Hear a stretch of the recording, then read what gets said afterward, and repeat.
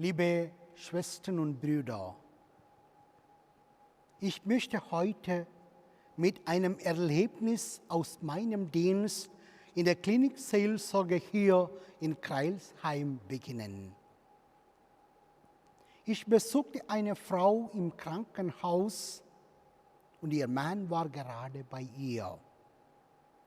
Nachdem ich das Zimmer betreten hatte, konnte ich ihrem Gesicht schon eine gehörige Portion Zweifel ablesen. Ich stellte mich vor, als katholischer Krankenhausseelsorger vor.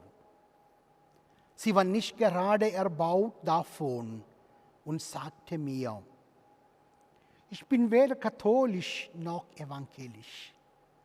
Ich glaube nicht einmal an Gott.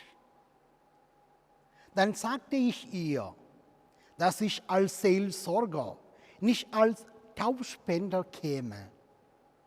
Sie lächelte und sagte, sie sei ein guter Mensch und lebt mit ihrem Mann seit fast 71 Jahren in einer wunderschönen Beziehung. Jetzt sei sie an Krebs erkrankt und der Arzt habe ihr gesagt, das wäre jetzt die letzte Phase ihres Lebens. Der Krebs sei unheilbar und sie erwarte ungeduldig ihren Tod. Ich habe niemanden belogen oder ein Leid zugefügt. Und ich finde dieses Schicksal ungerecht. Warum existiere ich und warum hat mich dieses Schicksal getroffen? Ja, liebe Schwestern und Brüder, das ist keine einzelne Geschichte und in vielen anderen Menschen passiert ähnlich. Meine Eltern haben 2 ihrer Kinder, erst einen 33 und dann einen 42-jährigen Sohn infolge einer Krankheit verloren. Es war ein großer Schock für alle Familienmitglieder. Ich habe mir damals als junger Priester die gleiche Frage gestellt und viel unter den Ereignissen gelitten. Ich habe nicht immer tröstliche Worte gefunden, um sie zu beruhigen. In Krankheit und Tod erfährt man seine Grenzen und Ohnmacht und er spürt, dass man kein Alleskönner, sondern letztlich arm und auf Hilfe angewiesen ist. Mit der Krankheit kommt die Warum-Frage. Warum ich? Warum schon jetzt? Warum so? Mancher bleibt in diesem quälenden Warum stecken. Wieso habe ich das verdient? Den Leichtsinnigen, den drauflos Lebenden geht es besser. Wie kann Gott dies zulassen, vielleicht sogar wollen? Gibt es Gott und gibt es ihn als den guten Gott? So fragen wir, wenn wir nicht Hiob heißen. Die Krankheit ist die Erfahrung unseres Menschenseins. Unser Leben ist kein vollkommenes, es ist brüchig und begrenzt. Krankheit und Tod gehören dazu. Wir sind endliche und sterbliche Menschen, immer an der Grenze zum Tod. Ja, jede Religion in der Welt hat sich mit diesem Thema Krankheit und Tod beschäftigt. Im Hinduismus hören wir das Wort Karma. Jetzt bezeichnet ein spirituelles Konzept, nach dem jede Handlung unweigerlich eine Folge hat, körperlich wie geistig. Krankheit und Tod sind die Früchte der Handlung und niemand kann sich davon befreien. Man muss es tragen. Ja, ähnliches glauben die Buddhisten. Was ist die Ursache für Leiden? Unsere Unwissenheit und das Nichtverstehen ist die Ursache allen Leidens. Wie entsteht das Leiden? Durch Unwissenheit, Lebensdurst, Haften an Dingen, Gier, Hass und Verblendung. Und wie kann man das Leiden überwunden werden? Durch Aufgeben des Bekehrens. Nur so wird neues Karma, die Folge von guten wie bösen Taten, vermieden. Ja, im Islam ist Leiden vielmehr eingeordnet in den Beziehungsrahmen von Sünde, Warnung, Verletzung der Rechte Gottes, Reue, Buße und Umkehr. Suchende Zuflucht bei Gott ist die eigentliche Antwort auf das Leiden. Ja, im Christentum haben wir eine ganz andere Bedeutung des Leidens.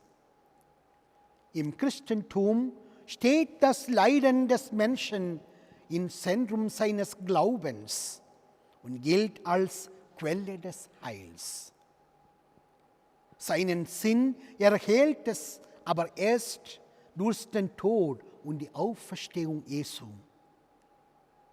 Unsere Krankheiten und Leiden rufen uns in die Leidensgemeinschaft Jesu. Sie sind nicht nur etwas Unerwünschtes, etwas Negatives. Sie sind das Zeichen Jesu und zu ihm. Wer mein Jünger sein will, der folge mir nach. Komme alle zu mir, die ihr mühselig und beladen seid. Ich will euch erquicken. Ich bin gütig und von Herzen demütig, und ihr werdet Ruhe finden für eure Seele. Denn mein Joch ist sanft und meine Last ist leicht. So hören wir im Evangelium heute. Was meint Jesus damit also? Welches Joch drückt mich, drückt nicht? Welche Last ist leicht? Und Jesus meint genau das Kreuz. Das Kreuz ist dieses Joch, denn das Kreuz Jesu ist süß. Ja, ein Leben ohne Kreuz gibt es nicht. Jeder spürt das. Es hat nur verschiedene Formen. Bei einem scheint es schwerer zu sein, beim anderen leichter. Aber bei jedem Menschen finden wir Leid und Sorgen, Krankheit und Schmerzen. Und am meisten drücken uns oft die eigenen Sünden nieder. Wer sein Kreuz im Leben nun ohne Jesus tragen will, bei dem wird es schwer und er wird daran zerbrechen. Jeder Mensch hat von Gott das Kreuz bekommen, das für ihn bestimmt ist, das er trägt. Gott hat unser Kreuz zuerst abgewogen, ob es uns nicht zu schwer ist. Er hat es abgemessen. ob es uns nicht zu lang ist. Und er hat es mit dem Hauch seiner Liebe durchglüht und es dann auf unsere Schultern gelegt.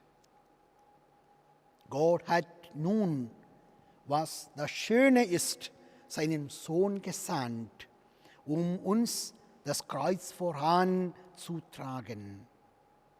Dieses Kreuz war beladen mit unseren Sünden.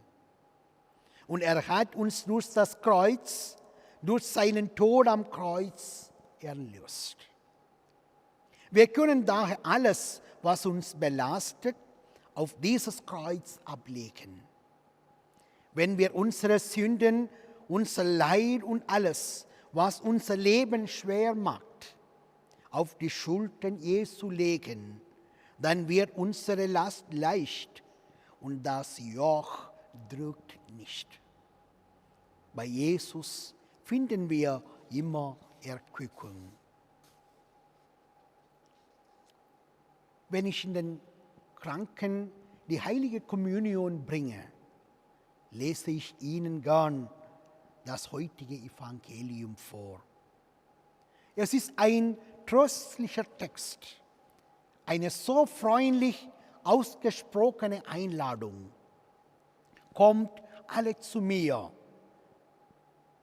die ihr euch plagt und schwere Lasten zu tragen habt. Die schweren Lasten, sie begleiten unser Leben. Mal sind mehr, mal weniger.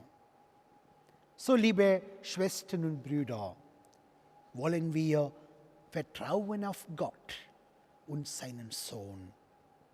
Jesus Christus bringt neue Hoffnung zu den Menschen und wir erwarten nur Gutes und in Zukunft noch ein erfüllendes Leben.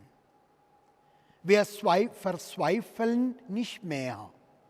Es geht mit uns weiter in die weiten Arme Gottes. Amen.